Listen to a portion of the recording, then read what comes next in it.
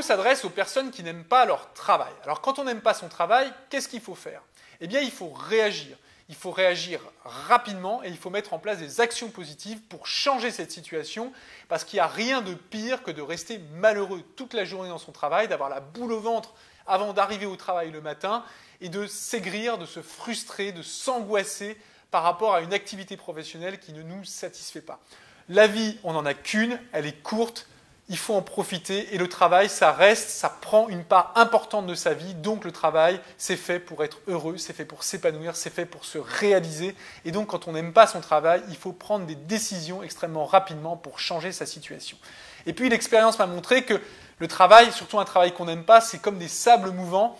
Et plus on laisse le temps passer, plus on se laisse le temps sans bouger, et plus ça devient difficile d'en sortir, au risque de passer toute sa vie dans un travail qu'on n'aime pas. Et donc, ce n'est pas ce que je vous souhaite. Au contraire, je vous souhaite de vous éclater dans votre travail, et donc il va falloir réagir.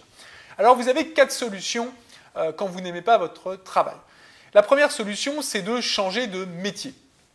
Alors, pour ça, il faut pouvoir distinguer qu'est-ce que vous n'aimez pas dans votre travail.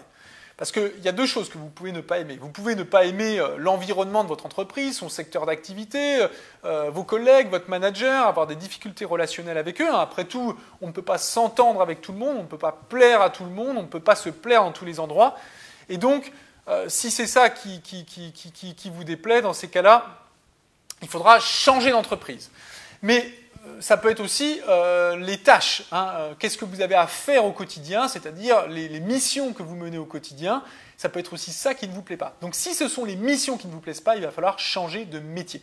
Et donc pour ça, vous allez entreprendre une reconversion professionnelle. Et en France, on a la chance, via notamment les FONGECIF et les OPACIF, d'avoir des dispositifs exceptionnels pour vous aider à vous reconvertir avec des possibilités de formation, des possibilités de reconversion qui sont réelles. Et donc, vous pouvez en profiter. Donc, c'est possible aujourd'hui de changer de métier. Donc, vraiment, profitez de ces dispositifs pour pouvoir transformer votre situation et retrouver le sourire, retrouver l'enthousiasme, retrouver le plaisir de vous rendre au travail le matin. Donc, changer de métier, c'est la première possibilité. La deuxième possibilité, c'est de changer d'entreprise. Ça, c'est si, effectivement, les relations avec vos managers, avec vos collègues, si l'entreprise, le lieu ne vous plaît pas, eh bien là, il faut changer d'entreprise. Et c'est possible, car vous avez des compétences, vous avez des connaissances, vous avez une valeur, vous avez des capacités pour vous adapter, qui va faire qu'un autre employeur peut être intéressé par votre profil. Si vous avez trouvé un emploi là où vous êtes aujourd'hui, c'est qu'un autre employeur peut être intéressé par votre profil. Donc encore une fois, là, il va falloir oser faire le pas de changer d'employeur pour pouvoir aller retrouver de la joie, du plaisir, de l'enthousiasme, une véritable réalisation de soi dans un autre métier ailleurs. Donc changer de métier, changer d'entreprise. La troisième option, c'est de créer ou de reprendre une entreprise. Alors ça, c'est formidable, c'est une aventure, c'est extraordinaire de créer une entreprise. Vraiment, c'est une source de satisfaction. Moi, je suis chef d'entreprise et j'adore mon métier. Je suis passionné par ce que je fais parce que c'est un métier où on apprend beaucoup, où on crée, où on développe, où on entreprend et c'est passionnant. Donc si cette option, elle est possible pour vous, si vous l'envisagez, eh bien explorez-la et tentez l'aventure. Parce que c'est vraiment une aventure extraordinaire. Alors, vous allez me dire, oui, mais c'est risqué, c'est la crise, c'est difficile, c'est un petit peu le discours qu'on entend en France aujourd'hui, sauf que la crise ne touche pas tous les secteurs, il y a des tas de secteurs qui sont florissants, qui continuent de se développer, donc ça veut dire qu'on peut y réussir, il y a beaucoup de chefs d'entreprise aujourd'hui qui réussissent, et puis la réussite, c'est surtout de la volonté, de l'énergie, des efforts, du don de soi-même. Voilà, c'est vraiment quelque chose, si vous y mettez du temps, si vous y mettez de l'énergie, si vous y mettez de la volonté, eh bien vous réussirez. Pour moi, être chef d'entreprise, c'est moins risqué que d'être salarié parce que quand on est chef d'entreprise, on est maître de son destin.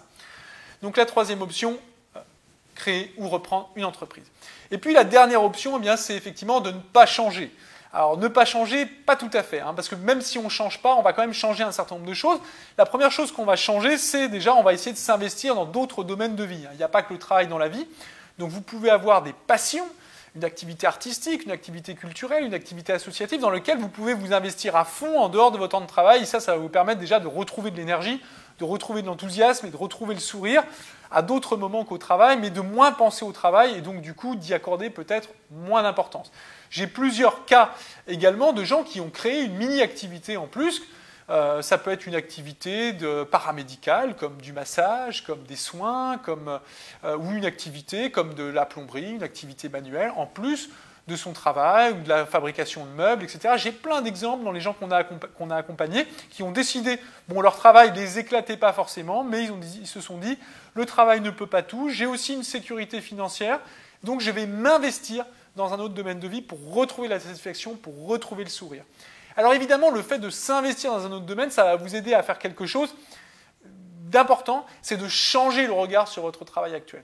Parce que votre travail, il peut vous déplaire, mais peut-être aussi c'est lié à votre regard sur votre travail, c'est lié à votre relation avec votre travail.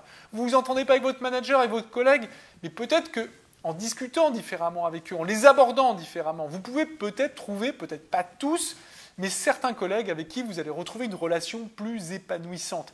Et ça, c'est possible parce que mon expérience m'a montré dans un certain nombre de cas que c'est aussi un conflit, un mal-être, c'est aussi nous qui en sommes responsables de ces difficultés relationnelles. Donc il faut être capable aussi de changer sa façon de voir les choses. En tout cas, si on décide de rester dans son poste, c'est important de changer son rapport au travail pour pouvoir évoluer et retrouver encore une fois le sourire qui nous manque, la pêche, l'enthousiasme, l'envie d'aller au travail, l'envie d'être utile, le plaisir d'être utile à travers son activité professionnelle.